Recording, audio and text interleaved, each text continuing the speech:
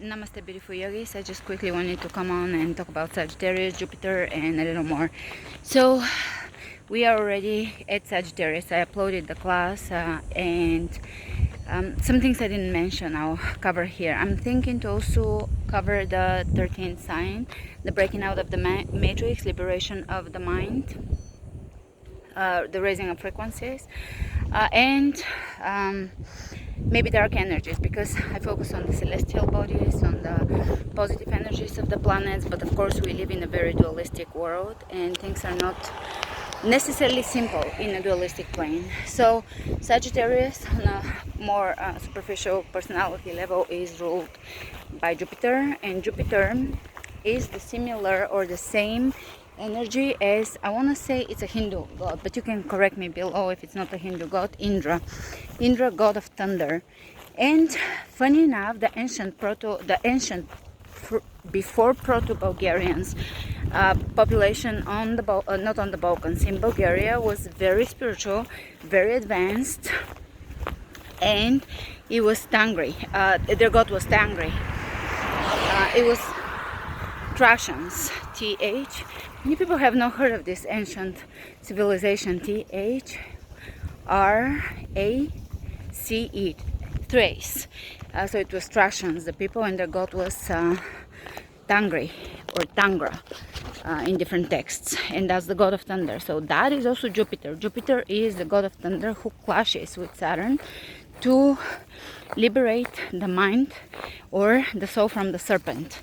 Saturn is the serpent, and the matrix obviously affects our frequencies, our mind, our consciousness, or traps our perception or access to our consciousness through the nervous system, which looks like a serpent. So that serpent energy is represented in astrology by Saturn, and the clash, Saturn represents karma, disease, pain, suffering, time, and Jupiter is the god of thunder. When the thunder clashes with the time, the god of time, or the linear time. Linear time is where we get trapped, our consciousness, and that's part of the matrix. When we can't perceive outside of this dimension and this timeline, and everything is just a perception, because consciousness exists within all timelines and all dimensions. So we are having a temporary experience in this, sometimes a loop. This is sometimes a loop where it's life after life after life, reincarnation after reincarnation, perception of a loop or a loop, because of the matrix, right? The matrix exists in the physical and in the astral plane. Astral is when we die. So if our beliefs are trapped in the matrix, we believe in reincarnation, karma, pain, suffering, growing through pain and suffering. That's our belief system. That's what we create. So Jupiter, the ruler of Sagittarius, on the personality level, is the god of thunder who clashes and wins the battle over with Saturn, the god of time. And how we can use Saturn in our chart is by seeing where the restriction is, that bigger liberation can happen there. So slavery is also Saturn. So bigger liberation, the feeling of liberation is deeper, more profound once we have gone through the slavery of Saturn, the constriction, obstruction, and all of those things that Saturn represents.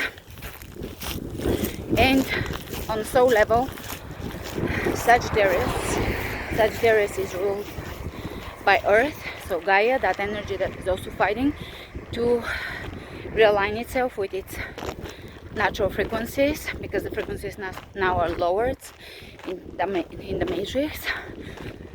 So that is all I wanted to say. I wanted to just give that view of, and God Thor. We cannot forget that, the Northern European god of thunder. Thor is the same Indra. I think Tangri. I haven't done deep studies on that, on how Tangri relates to other religions. I have heard people explain it to me, but it's worth digging into if you're into ancient knowledge and symbolism and religions. Anyways, many cards, but that's about it. Thank you.